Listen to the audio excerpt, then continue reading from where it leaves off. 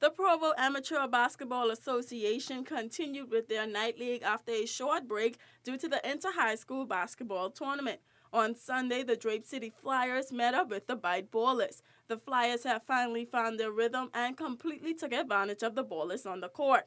Number 28 brings up the ball. Nice hook pass to number 16 in the key, who finishes with the layup. The Bite inbounds the ball. Number 21 pressuring the ball, gets the steal and the easy layup.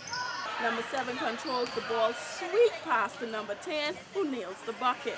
Number 3 scoops up the ball and dishes it to number 8 for the put-in 2 points. The Ballers would try to make a late comeback that did cut down the scoreboard, but it was far from enough to get them back in the game.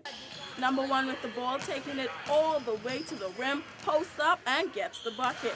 Number 24 hustles for the ball, gets it, passes it to number 6 behind the arc, who knocks down the beautiful 3-point shot. Number 7 dribbles up court, drives, and gets a big buck from number 1 in the key. A blowout win for the Flyers, 113 points to the Ballers 73. Big player for the Flyers, Anthony Pratt, said that his team mindset was to win, nothing more, nothing less. All we're trying to do is come out here and blow them out because we've been playing bad all tournament, so we just trying to come back on top and do what we got to do. The Flyers were off to a shaky start but even up their wins and losses with a record of 2-2. Pratt said with this 2-game winning streak, they are going to take it all the way. We on a 2-game winning streak, so I think we're trying to just do what we got to do and win the whole thing. We motivate ourselves and drive ourselves to do better. That's why we're doing better.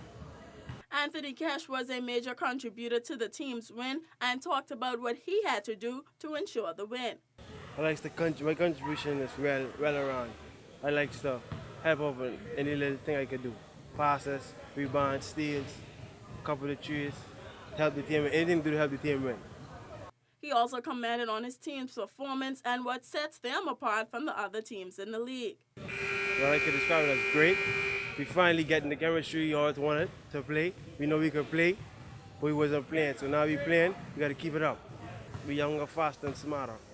But the big game would follow between the 2 undefeated teams in the league, the South Caicos Ballers and the Five Keys Knights. Both teams were undefeated, 3-0 leading the standings, but that would change following this game. From the jump, it was a must-see game with the competitiveness at an all-time high. The Knights would break in a scoring streak, controlling the scoreboard, but the South Caicos team would pick it up and kept the game within 2. At the half, the teams would regroup and the Knights came out harder and stronger than before, locking down the defense and killing the buckets behind the arc. The Knights would control the third quarter, leading by as much as 14 points. In the fourth quarter, the South Caicos team would try for the comeback, pressuring the ball and stepping up the defense, but it would be to no avail as the Knights defeated the South Caicos team. The Knights are now 4-0, the only undefeated team in the league, with the South Caicos team now 3-1. Coach of the Five Keys Knights, Philip Roca, said they knew what was needed for the game, and his team devised a plan. We devised a plan. We stuck to it. We wanted to make them shoot because we don't think they're the best at that. So we wanted them to shoot over the top, and if they could have beaten us that way, so be it. But we stuck to our plan, and we came out with a win. Roca described his team as a deadly combination called the Four-Headed Monster. Well, we got something called 50s, all right? We got like a four-headed monster with the team. Troy Forbes, Ray Harris, Tamori Lightborn, and Indoor Gardner. That's my four-headed monster. So if I keep them on our 50 regiments, we'll be all right. Major player in that game, Troy Forbes, commented on his contribution to the team's win. Basically, I do whatever is needed. Some nights I'm needed to score. Some nights I'm needed to play defense. Some nights he wants me to cover the best scorer on the opposing team. So it's really whatever. Forbes said the chemistry of the Knights team have many factors that contribute to their success in being an undefeated team.